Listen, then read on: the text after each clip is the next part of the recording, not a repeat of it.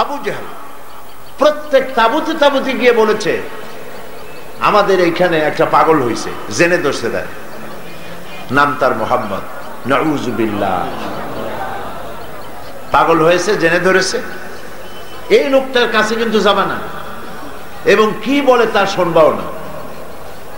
মুহাম্মদ সাল্লাল্লাহু আলাইহি সাল্লামের নাম রেডিও টেলিভিশন ছাড়াই ঘরে ঘরে আল্লাহ পৌঁছায় দিয়েছে। এখন এরা তো নাম জানতো না, পাগল দেখার একটা কিউরিসিটি তাদের মনের মধ্যে জাগলো যে পাগল বলতেছে, আচ্ছা ঠিক আছে পাগলটা কেমন দেখি। বলা হয়েছে ওই যে দেখা যায় লোকটা কি যেন পড়তেছে, কাছে যাবা না, শুনবা না। সবাই কানে আঙ্গুল দিয়ে গেছে, নেতা বলেছে শুনতে নিষেধ করেছে, শুনবো না। কিন্তু লোকটা পাগলটা কেমন একটু দেখে আছে। যখন কাছে তারা গেছে, সুবহানাল্লাহ, চেহারা দেখে পাগল হয়ে গেছে। পাগল কি এইরকম সুন্দর চেহারা কি পাগলের হইতে পারে? নিশ্চয় পাগল নন। আমরাও তো দেখছি কত পাগল আমাদের দেশে আছে, মাথার চুলগুলো এলোমেলো থাকে, মোষ একটা একদিকে, দাঁড়িয়ে আর একটা আরেকদিকে, জামা কাপড়ের কোনো পাত্তা থাকে না, এত সুন্দর চেহারা, নিশ্চয় পাগল নন। কি বলে শুনি না, কান থেকে আঙ্গুল বের করেছে। আল্লাহর নবী তেলাওয়াত করতেছিলেন, নবীজির তেলাওয়াত এদের কর্ণকুহর থেকে প্রবেশ করে হৃদয়ের গভীরে গিয়ে পৌঁছে গেল। আর কাফেরেরা বাইরের থেকে যারা এসেছিল তারা তাদের নিজেদের অজান্তে মুখ থেকে বেরিয়ে গেল, লা ইলাহা ইল্লাল্লাহু মুহাম্মাদুর রাসূলুল্লাহ। কোরআনে কারীমের বাধা যত দিতে চাইল, কোরআন ততই উদ্ভাসিত হতে থাকলো। এটা বাধা দিয়ে বন্ধ করা যায় না, কারণ জিনিসটা হচ্ছে আল্লাহ পাকের। এ কোরআন কার? যাতে করে কোরআনের কাছে মানুষ না যাইতে পারে, এই সিদ্ধান্ত তারা নিয়েছিল। এই সিদ্ধান্ত নেওয়ার পরেও তারা মানুষকে কোরআনের কাছের থেকে দূরে সরাইতে পারে নাই। এলো হজের মৌসুম, নবী করিম সাল্লাল্লাহু আলাইহি ওয়াসাল্লামের প্রচার প্রসার তখনও হয়নি। রেডিও নাই, টেলিভিশন নাই, ছিল এগুলি? রেডিও নাই, টেলিভিশন নাই, পত্রিকা নাই। এক গ্রামের খবর আর এক গ্রামে যাইতে 2 দিন লাগে, এইরকমের অবস্থা ছিল। জি হ্যাঁ, টেলিফোনও নাই, মোবাইল তো ছিলই না। এই খবরগুলি মুহাম্মদ সাল্লাল্লাহু আলাইহি ওয়াসাল্লাম আল্লাহর নবী এবং তার কাছে কোরআন আসছে, এই খবরটা কেমনে পৌঁছাবে? হজের সময় লোকজন আসলো, বিভিন্ন জায়গা থেকে, বিভিন্ন দেশ থেকে লোকেরা আসছে। দেখেন প্রচারের কায়দাটা কি। এমনকি কোরআন যাতে মানুষে শুনতে না পারে সেজন্য তারা আইনও পাশ করেছিল। কোরআন শুনতে যাতে মানুষ কোরআন শুনতে না আসে সেজন্য যে আইনটা পাশ করলো তারা, ওইটা আল্লাহ পাক কোরআন শরীফের মধ্যে উঠায় দিয়েছেন, যাতে করে পৃথিবীর মানুষেরা বোঝে যে কোরআনের আলোচনায়, কোরআন শোনায় বাধা নতুন কিছু নয়, আগেও ছিল। কি সিদ্ধান্ত তারা নিয়েছিল? আল্লাহ রাব্বুল আলামিন কোরআনে কারীমে কাফেরদের সিদ্ধান্তকে কোট করে দিলেন, যাতে করে দুনিয়ার মানুষ বুঝতে পারে। কাফেররা সিদ্ধান্ত নিল, وقال الذين كفروا لا تسمعوا لهذا القرآن والغوا فيه لعلكم تغلبون وقال الذين كفروا لا تسمعوا لهذا القرآن। কাফেররা সিদ্ধান্ত নিল কোরআন শরীফ শুনো না,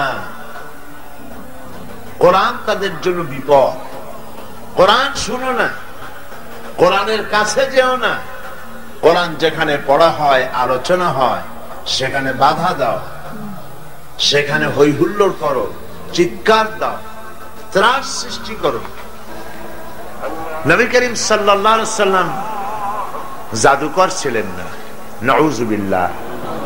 তিনি সাহের ছিলেন না, তিনি কাহেন ছিলেন না, তিনি শায়ের ছিলেন না। কবি নন, জাদুকর নন, গণক নন। তিনি জাদু করে, মেসমেরিজম করে, হিপনোটাইজ করে মানুষকে পথে আনেন নাই। মানব গোষ্ঠীকে পথে এনেছিলেন যা দিয়ে, সেটা হলো কোরআন শরীফ। সেটার নাম কি? এইটা দিয়েই নবী করিম সাল্লাল্লাহু আলাইহি সাল্লাম গোটা জাতিকে আকৃষ্ট করতে সক্ষম হয়েছিলেন এই কোরআন দিয়ে। কাফেররা এটা বুঝেছিল। প্রথমে তো মনে করেছে মুহাম্মদ সাল্লাল্লাহু আলাইহি সাল্লাম কোত্থেকে এগুলি পায় টায়, নানা রকমের চিন্তা ভাবনা করেছে, জেনে শিখায় নাকি, কেমনে পায়, বহুত চিন্তা ভাবনা করেছে। আর তারা দেখলো যে কোরআনের কাছে আসলেই মানুষ হেদায়েত হয়, এখন ঠেকানো যায় কেমনে, সেই জন্য তারা বহুত চেষ্টা করেছে। আল্লাহ রাব্বুল আলামিন কোরআনে কারীমের মধ্যে বলেছেন, ইউরিদুনা লিয়ুতফিউ নূরাল্লাহি বিআফওয়াহিহিম ওয়াল্লাহু মুতিম্মু নূরিহি ওয়ালাউ কারিহাল কাফিরুন। ওরা চায় মুখের ফু দিয়ে, কাফেররা চায় মুখের ফু দিয়ে আমার আলোকে, আমার দ্বীনকে নির্বাপিত করে দেবে, মিটায় দেবে দুনিয়া থেকে। আল্লাহ পাক বলেন, আমি আমার দ্বীনকে, আমার নূরকে পূর্ণতা দান করব, তাতে কাফের বেঈমানদের মনের মধ্যে যত অসহনীয় হোক, ওদের কলিজা যত জ্বলুক, আমি আমার দ্বীনকে পূর্ণতা দান করব, আমার নূর কেউ নিবাইতে পারবে না। সুবহানাল্লাহি ওয়া বিহামদিহি।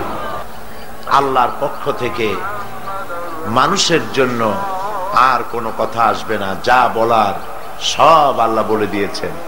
গতকাল এ বিষয় আমি আলোচনা করেছি, নিশ্চয়ই মনে আছে আপনাদের।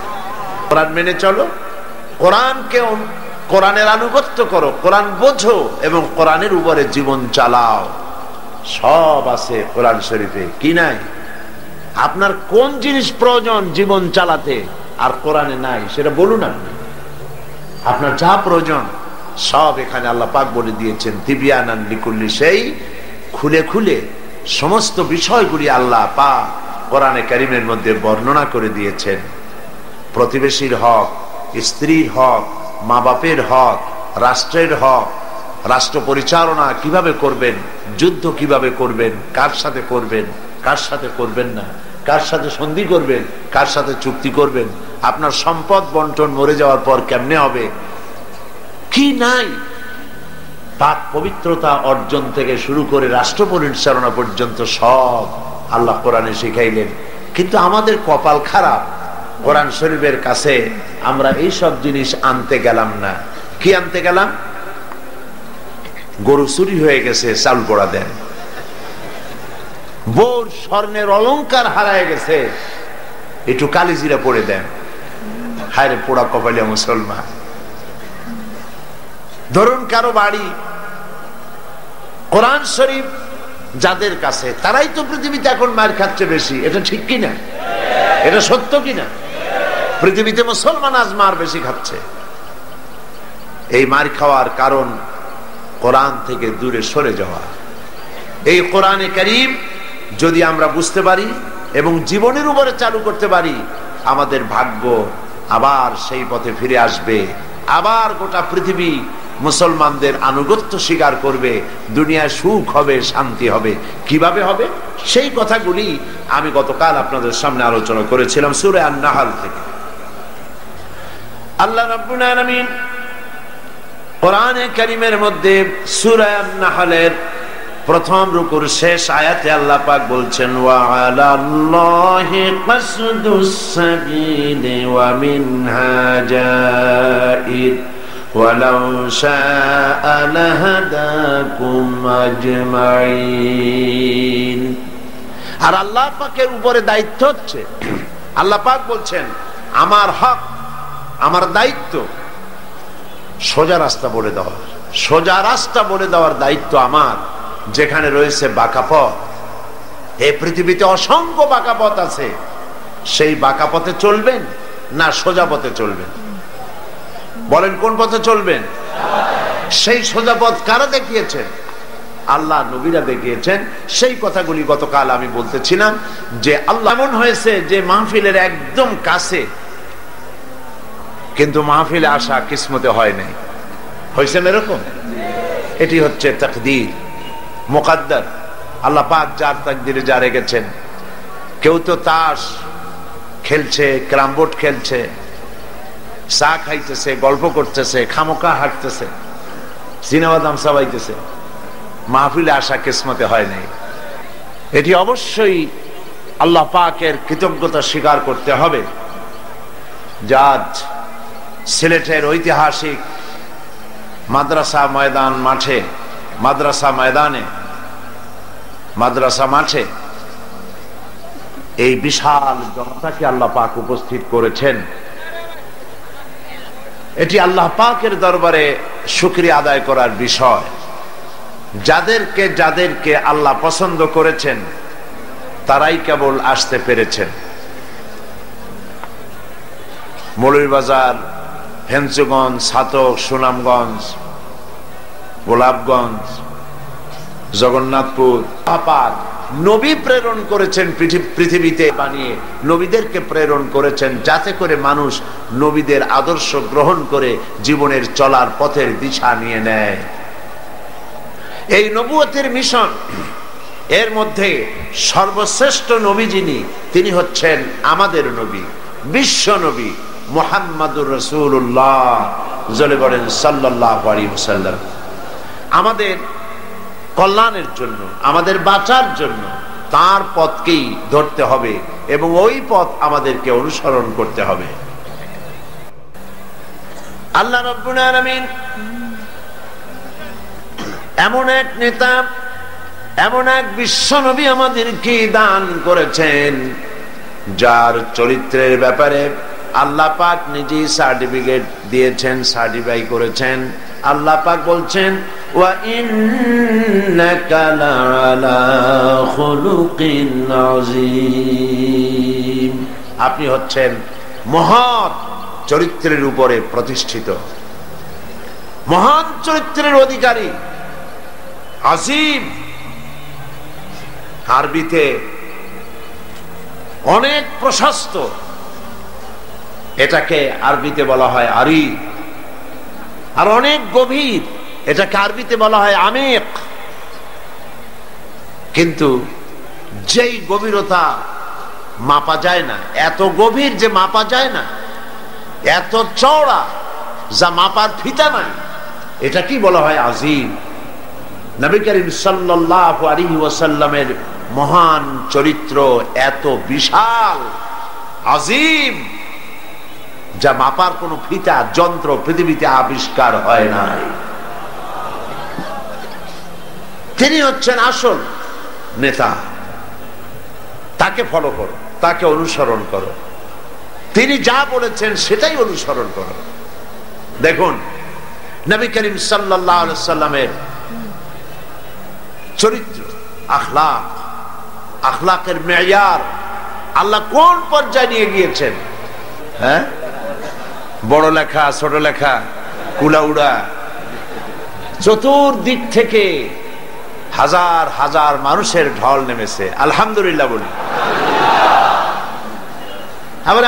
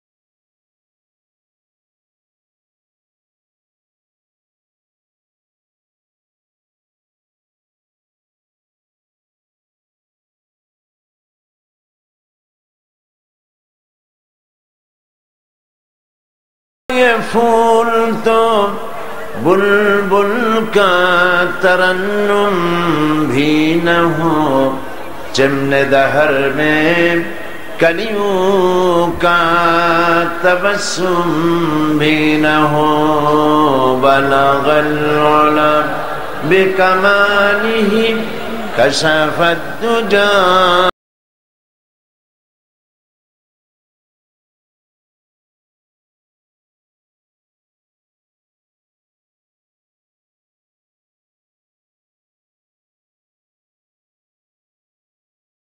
बतहा गुजर कुन ज़हवालम मुहम्मद रा खबर कुन, बलगल उला बिकमालिही कशफत दुजा बिजमालिही हसनत जमीउ हस।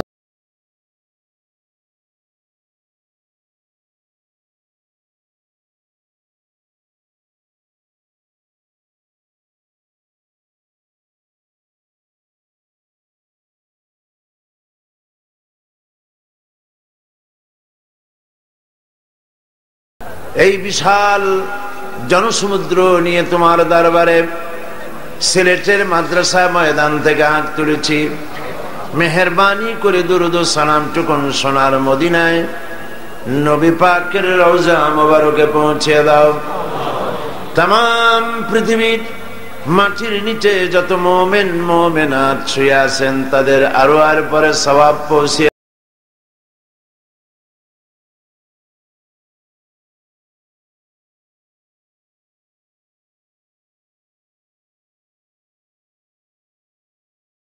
মাহফিল আমাদের সকলের জন্য নাজাতের ওসিলা বানিয়ে দাও আল্লাহ। ইয়া রব करम तू अगर करे वो बात दे जुबान को जो दिल पर असर करे। रब्बना तक़ब्बल मिन्ना इन्नका अंतस समीउल अलीम व तुब अलैना इन्नका अंतत तव्वाबुर रहीम। सुब्हान रब्बिका रब्बिल इज्जति अम्मा यसिफून व सलामुन अलल मुरसलीन वल्हम्दुलिल्लाहि रब्बिल आलामीन। যুদ্ধ করে তিনি ইসলাম প্রচার করেন নাই, তিনি ইসলাম প্রচার করেছেন ভালোবাসা দিয়া, মোহব্বত দিয়া। সুবহানাল্লাহ বলেন। লোকেরা আকৃষ্ট হয়েছে তার ভালোবাসায়, তার মোহব্বতে, তার উদারতায়। আপনারা বলতে পারেন বদর, ওহদ, খন্দক, তাবুক তাহলে হলো কেন? এই যে যুদ্ধগুলি হয়েছে সমস্ত যুদ্ধগুলি ছিল ডিফেন্সিভ, আক্রান্ত হয়েছেন, নবী তার জবাব দিয়েছেন। করবেন আল্লাহর নামে মানত করুন, এই কথাগুলি নবী করিম সাল্লাল্লাহু আলাইহি ওয়াসাল্লাম বুঝাইছেন। হাতের তৈরি করা এই সমস্ত আসনাম, এগুলির সামনে মাথা নত করে কোনো লাভ নাই। এক আল্লাহর সামনে মাথা নত করো। একটা সেজদা জীবনের জন্য কাফি হয়ে যেতে পারে আল্লাহ পাক যদি খুশি হয়ে যায়। শায়ের খুব সুন্দর করে বলেছেন, पड़ गया जिस पर नजर बंदा को मौला कर दिया। पड़ गया जिस पर नजर बंदा को मौला कर दिया। आ गया जिस नाम में जोश कतरा को दरिया कर दिया। আল্লাহ রাব্বুল আলামিনের রহমতের নজর যদি কোনো গোলামের উপরে পড়ে, গোলাম কৃতদাস স্লেভ, কোন গোলামের প্রতি যদি আল্লাহর রহমতের নজর পড়ে যায়, গোলাম বাদশা হয়ে যায়। কি চিন্তা করেন আপনারা? কি চিন্তা করছেন? গোলামের প্রতি দৃষ্টি পড়লে গোলাম বাদশা হয়। এক ফোঁটা পানির উপরে রহমতের নজর পড়লে পানি ফোঁটা প্রশান্ত মহাসাগর হয়ে যায়। ওয়া রিদওয়ানুম মিনাল্লাহি আকবার। ওয়া রিদওয়ানুন, আল্লাহ পাকের সন্তুষ্টি, এ কথা বোঝানো হয়। ওয়া রিদওয়ানুন, সামান্যতম আল্লাহ পাকের সামান্যতম সন্তুষ্টি আকবার, আকাশ এবং জমিনের চাইতে অনেক অনেক অনেক বেশি। আল্লাহ পাককে খুশি করুন। আর আল্লাহ পাক খুশি হবেন শিরক থেকে বাঁচতে পড়ে। কলিজার মধ্যে এই কথা পাথরের মতো শক্ত করে জমায়ে নেন, কোন পীর সাহেব জীবিত অথবা মৃত কেউ আমার ভাগ্য পরিবর্তন করতে পারবে না। আমার ভালো আমার মন্দ সবটা করতে পারবেন কে? এক আঙ্গুল আকাশের দিকে উঁচু করে বলেন, কে করতে পারবেন? জোরে বলেন, কে পারবেন? আরো জোরে বলেন, কে করতে পারবেন? আল্লাহ, আল্লাহ, আল্লাহ জন্য বলে, ক্ষমতায় যাওয়ার জন্য বলে। এই কথাগুলি এইভাবে বলা আল্লাহ ছাড়া অন্যের কাছে, এটাই হচ্ছে শিরক। এই শিরক থেকে মুক্ত করার জন্য নবী করিম সাল্লাল্লাহু আলাইহি ওয়াসাল্লাম মানুষকে বুঝাইছেন। আমরা কি সেই শিরক মুক্ত হতে পেরেছি? আমরা মুক্ত হতে পারিনি। আমাদের ভিতরে বহু মুসলমান আছে যারা নামাজ পড়েন, রোজা রাখেন, কপালে দাগ পড়ে গেছে, তারপরেও সওয়াবের নিয়ত করে শিরক করেন। বলেন নাউযুবিল্লাহি মিন যালিক। বিশ্বাস করুন, কবরের কাছে গিয়ে, মাজারের কাছে গিয়ে কিয়ামত পর্যন্ত কানলেও কবরে যিনি শুয়ে আছেন তিনি আপনাকে কিচ্ছু দিতে পারবেন না। এই কথা কি মনে থাকবে? বলেন আপনারা, এই কথা কি মনে থাকবে? আল্লাহ মনে রাখার তৌফিক দিন। আল্লাহ পাক সহ্য করেন না, শিরককে বরদাস্ত করেন না। বহুবার আমি এ কথা এখানে আলোচনা করেছি, ওলামা হাজারাত এ কথা আলোচনা করেছেন। কোথায়? চট্টগ্রাম থেকে, খুলনা থেকে, যশোর থেকে বাস ভাড়া করে শাহজালাল রহমতুল্লাহ আলাইহির মাজার, শাহপরান রহমতুল্লাহ আলাইহির মাজারে এসে সিন্নি দেওয়া, টাকা দেওয়া, পয়সা দেওয়া, মান্নত করা, সেজদা দেওয়া হারাম, জায়েজ না। আবার এখান থেকে যাচ্ছে চট্টগ্রামে, সেখান থেকে আসতেছে এখানে, এখান থেকে যাচ্ছে আজমিরে, সেখান থেকে যাচ্ছে বাগদাদে। নাউযুবিল্লাহি মিন যালিক। কোথায় যাও? আল্লাহ সব, আল্লাহ পাক দেখছেন। আল্লাহকে সেজদা দাও। যদি কোনো অসুবিধা হয়, ফাইযা ফারাগতা ফানসাব ওয়া ইলা রাব্বিকা ফারহাব। আল্লাহ পাক বলেছেন, তুমি যখন অসহায় পড়বে, তুমি যদি অসহায়ত্ব ফিল করো, যখন তুমি খালি হাত হয়ে যাবে, দাঁড়িয়ে যাও আর তোমার প্রভুর, তোমার রবকে বিনয়ের সঙ্গে ডাকো, তাকেই সেজদা দাও। বিপদ হয়েছে, মসজিদে চলে যান। শুনতেছেন আপনারা? বিপদ হয়েছে, মসজিদে চলে যান, কাজায়ে হাজাত 2 রাকাত নামাজ পড়েন, আল্লাহকে সেজদা দেন, চোখের পানি ফেলেন। 50,000 বছর শাহজালালের মাজারে গিয়া চান্দা দিয়া, পয়সা দিয়া, গজাল মাসরে মুড়ি খাওয়া জানা হবে, এক সেজদায় আল্লাহ তাই করে দেবেন। শাহজালাল রহমতুল্লাহ আলাইহি আল্লাহর ওলি, আল্লাহর মাহবুব বান্দা। তিনি মাখলুক আর আল্লাহ হচ্ছেন খালিক। আল্লাহ কি? খালিক। আল্লাহর ওলি, আল্লাহর মাহবুব বান্দা, তার মাকামে তিনি আছেন। আপনি জিয়ারাতে যাবেন, সূরা ফাতিহা পড়ুন, সূরা ইখলাস পড়েন। সিন্নি দেওয়ার দরকার নেই, দোয়া করে আসেন। কিছু পাবেন না, দিতে যাবেন, সূরা ফাতিহা পড়ুন, সূরা ইখলাস পড়ুন, দরুদ শরীফ পড়ুন, দোয়া করুন, নিজের জন্য করুন, কিন্তু ওনার কাছে কিছু চাবেন না। আপনারা কথা বুঝতেছেন? আল্লাহর কাছে বলেন, আল্লাহ পাক আমারে নামাজি বানাও, দিনদার বানাও, আমার ইমানদার বানাও। হযরত শাহজালাল তোমার বান্দা, আমিও তোমার বান্দা। হযরত শাহজালাল যে আমল করে তোমার কুরবাত হাসিল করেছেন, আমাকেও তোমাকে সেইভাবে আমাকে আমল করার তৌফিক দান করে দাও। কতই না ভালো হতো এইরকম দোয়া করলে। এই দোয়াগুলি করেন, একটু চিন্তা করেন। আপনি যাচ্ছেন হযরত খাজা মুঈন চিশতি রহমাতুল্লাহ আলাইহির মাজারে, যাচ্ছেন বাগদাদে।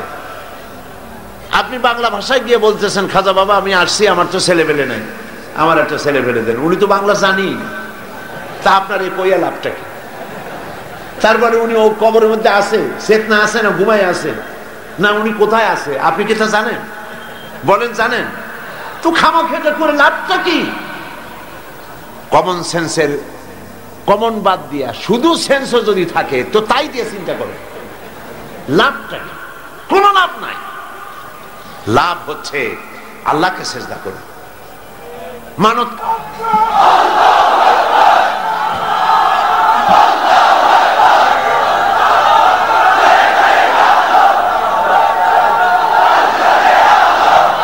প্রিয় ভাই সব,